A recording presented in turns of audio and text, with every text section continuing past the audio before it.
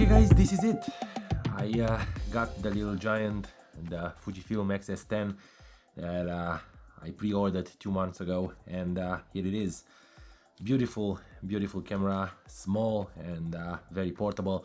But today we're gonna talk about my first impressions. I only have the camera for 24 hours, less than 24 hours. And I'm gonna tell you how I feel about it, and we'll probably follow up with a review soon, so don't forget to subscribe to the channel and also hit the notification bell to always be notified when I'm putting videos up. First of all, the camera is super small. It's probably the same as a Sony a6400 or an Olympus EM5. It's a very compact camera, very good camera for travel. I do enjoy the form factor, and the most of all, I do enjoy this deep grip that even with my big hands I can hold the camera comfortable. The only problem I have is the pinky, but I do have the problem with any and every mirrorless camera that I used, and that's not a big deal. I'll probably put a cold grip or something underneath, but I'm not intending to shoot this camera as my main camera or a camera that will provide everything that I need, just the video. I bought this camera for using it right here in the studio for YouTube videos like this. The X-T3 is actually shooting me probably for the last time, hopefully, because I didn't get to test the X-S10 and I didn't do much, you know, doubling to the menus. I didn't set up much, but nonetheless, this one is gonna be my, let's say, YouTube camera, and you will get to see the quality of the video that comes out of this camera. But as a first impression, I love it. I do like the form factor. It's small, like I said, but very easy to maneuver. It has a great grip. It does have a very nice leather. I'm not sure if it's leather or it's just a PU, but it feels very well in hand. It also has a very thin chassis, so it feels like you're holding a very light point and shoot, but it's packed with all the features that you will ever imagine in a small form factor body. It does come with an IBIS image stabilization inside the body, which is a successor from the X-T4, but it's a small unit. And like I said, I didn't get to test it, but I will definitely. Like I said, this will be my video camera, so we'll see how that IBIS works. For photos, works very well. I was able to shoot photos down to 1/10 of a second, and I don't have very steady hands because I'm drinking a lot of coffee. But yeah, and also the let's say cherry on top, it's this flip screen that I really love.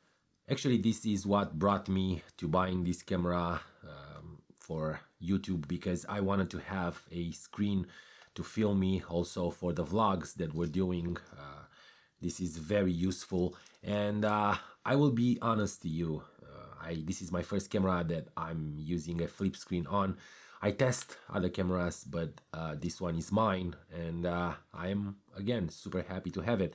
I have no idea how it performs. This is not a full review, like I said, so don't expect that from this video. But if you want a full review, please stay with me and subscribe to the channel, because we're gonna have it as soon as I'm getting a hold of this little one, and I am gonna put it through its paces and see how it works in vlogs and YouTube talking heads videos, as well as photos. So stay with me, and I will give you the review as soon as possible, hopefully by the end of the year. But for now, we're talking about what we can feel about this camera, and there are a few things that I don't really appreciate. One is the fact that they're still using the MP126 S battery, same as the X-T3, X-T3, X Pro 2, X Pro 3. But for me, that's an advantage, because I do have those cameras and I have tons and tons of batteries. It's not a good thing for those who are shooting long sessions, either video or photos, because these batteries are draining fast, and if you have a problem of carrying batteries with you all the time, that might be cumbersome. Also, the dials on top don't have any markings. This one can be easily accessible, and you can put it to you know, set it up to whatever you want. And now it's the film simulation, which I kind of enjoy, and this one is the shutter speed dial, but as well I think it can be customized. It has two new buttons up here, the quick menu button and an ISO button, which again it's aimed toward the videographers who can change the ISO on the go. And the shutter release button, it's not threaded. You can't put that soft shutter button on top of it. It's just a full button. They'll probably come up with something that you can stick on, but for me it doesn't feel bad at all. It's a little bit small now that I'm used with the ones that they're like soft shutter and they're a bit raised, but I'm getting used to it. And like I said, this camera will probably be used less in photography, more in videography. The flip screen is good, it's nice, it's sturdy. I can feel any level of you know, twist and turn. It doesn't feel like it's flimsy. The only gripe, and I'm gonna mention it because it happened and I want you to know, it's not something that you'll probably encounter on yours, but I think mine has a little bit of a problem. The whole viewfinder unit, this plastic unit, because the camera it's mostly plastic with just a little bit of a magnesium on top and bottom to hold the chassis together. But this little unit here, it kind of moves. It has a little bit of a flimsiness, or it's a bit loose. I don't care, because I realized how useful this XT10 viewfinder, eyepiece, whatever you want to call it, it's to put it right on top, and there you go. Now it's very sturdy. I can actually apply this back, and I'm gonna have a beautiful viewfinder.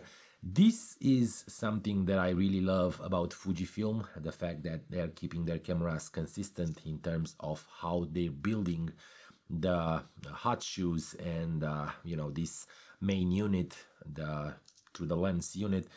It's very good. This is what drawn me to the Fuji in the past, and this is what draws me these days. I love their design, and this one feels pretty much like an XH1. This deep grip that you can tell, it's almost 2 fingers deep, and you can feel it in your hand. It's so you know, solid, so sturdy, and for videographers to just do panning, this grip will be very, very, very helpful. Even if you are holding the camera with one hand, you can do that, and the IBIS will help. This is pretty much it. So like I said, first impression, I love the camera. It feels good in hand. The screen is good. The viewfinder, it's not high quality, and it's expected for this price.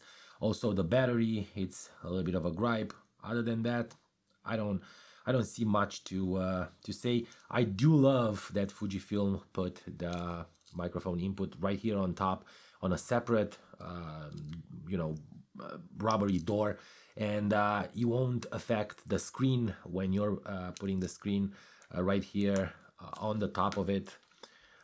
It's gonna be the microphone, so the cable is gonna go right here, no problem at all. It won't affect the screen.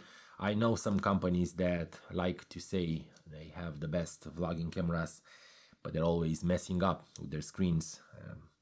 So yeah, this is pretty much it for today, guys. Hopefully you will enjoy the full review. Hopefully you enjoy this preview and the unboxing of this beautiful small giant that will help me create more for you guys on this channel. Thank you so much for watching these videos. Thank you so much for subscribing to the channel. Please hit that notification bell as well, and hit the thumbs up button. It's very important for me, and it helps with the algorithm, and I will definitely see you in a bit.